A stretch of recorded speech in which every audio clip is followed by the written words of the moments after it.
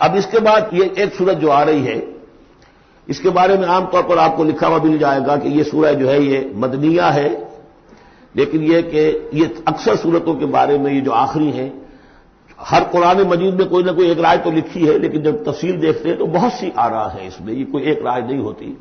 میں نے جب تحقیق کی ہے تو حضرت عائشہ صدیقہ رضی اللہ تعالی عنہ کے قول کے مطابق یہ سورت بھی مکی ہے، مدنی نہیں ہے۔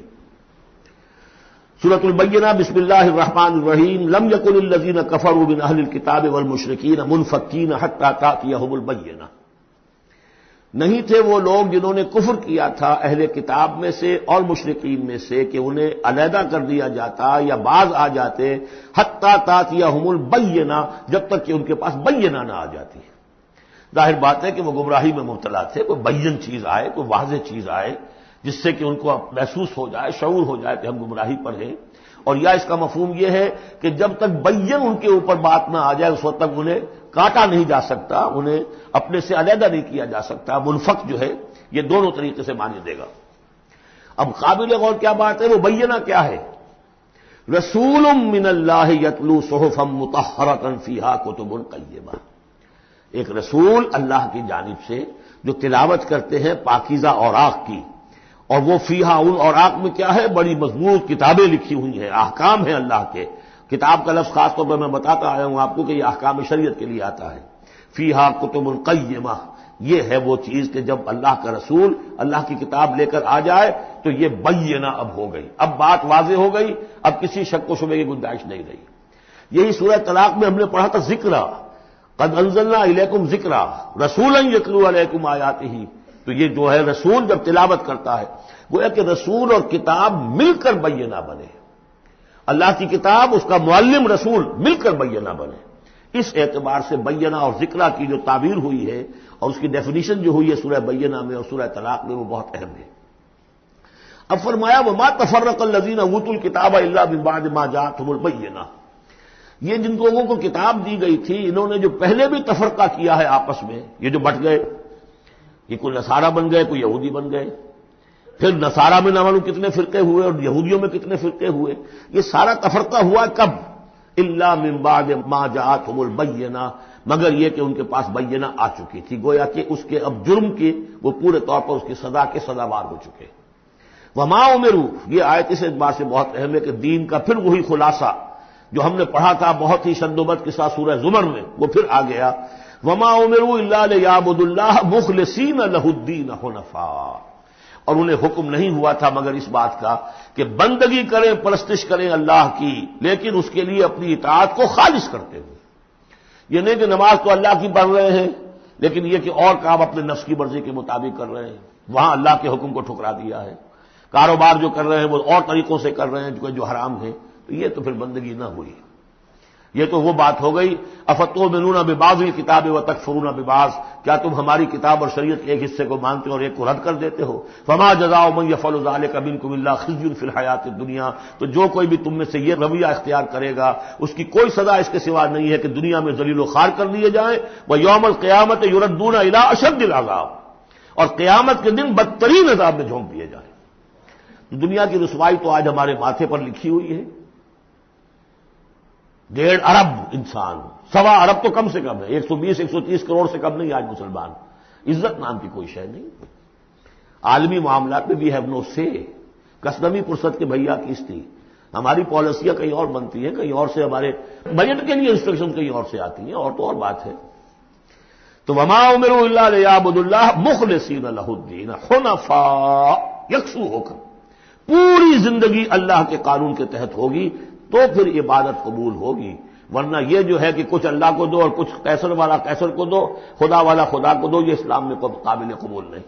اب اس کے بعد فرمایا وَيُقِيمُ الصَّلَاةَ وَيُؤْتُ الزَّكَاةَ، اس کے علاوہ وہ نماز قائم کریں، زکوٰۃ ادا کریں۔ بندگی اور شے ہو گئی، نماز اور زکوٰۃ علیحدہ شے ہو گئی۔ بندگی تو اطاعت ہے، زندگی آمد برائے بندگی، زندگی بے بندگی شرمندگی۔ اس بندگی کے حقوں کے تقاضوں کو پورا کرنے کے لیے نماز دی گئی آپ کو، تاکہ آپ یاد تو کرتے رہیں، اللہ کو یاد تو کرتے رہیں، تاکہ وہ جو عہد کیا ایاک نعبد و ایاک نستعین دن میں 5 مرتبہ تاوا ہو جائے۔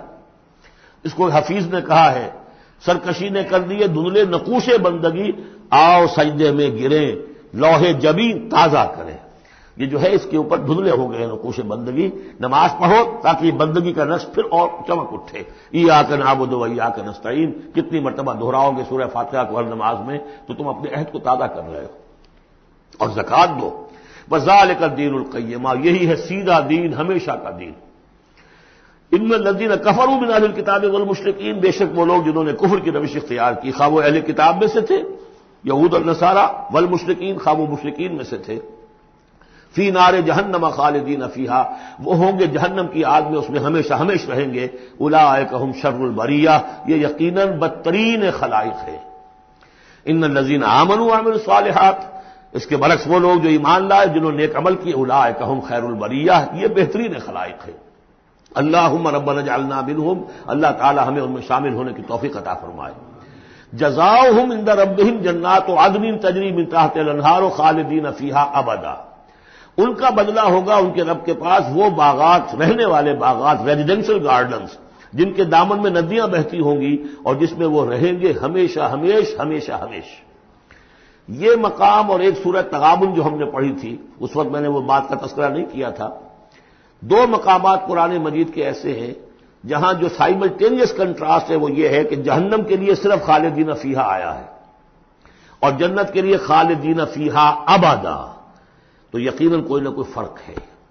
ویسے جہنم کے لیے بھی قرآن میں دوسرے مقامات پر ابدا بھی آیا ہے اور پھر سارا کچھ, لیکن جہاں کنٹراسٹ آ جائے جو فوری ہو تو یہ جو سائملٹینیس کنٹراسٹ کے حوالے سے چنانچہ اسی بنیاد پر امت کے دو بڑی عظیم شخصیتوں کی رائے یہ ہے کہ جہنم ابدی نہیں ہے, ایک وقت میں آ کے کھوکھلی ہو جائے گی, ختم ہو جائے گی. یا تو وہ جہنمی وہ ہوں گے کہ جن میں خیر کا سرے سے کوئی ایلیمنٹ ہی نہیں, انہیں جلا کر راکھ کر دیا جائے گا, معدوم ہو جائیں گے جیسے حیوانات معدوم ہو جائیں گے. اور اگر کوئی خیر کا ایلیمنٹ ہے تو جیسے بھٹی میں چڑھا کر دھو کر کپڑا نکال لیا جاتا ہے ایسے ہی وہ ان کی روح جو ہے وہ نکال لی جائے گی اور وہ پھر جنت میں پہنچ جائیں گے.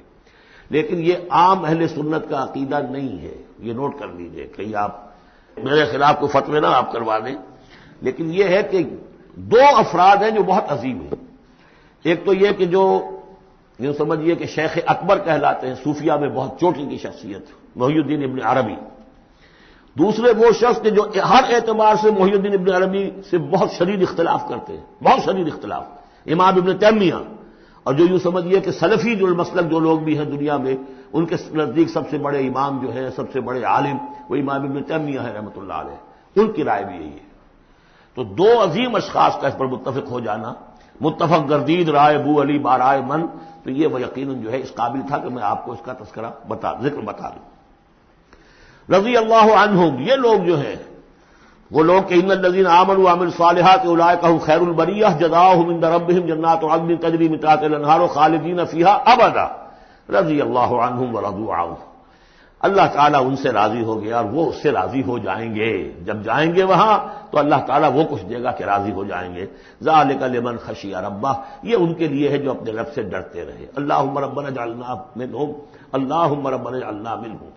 بارک اللہ لی ولکم فی القرآن العظیم ونفعنی وإیاکم بالآیات والذکر الحکیم.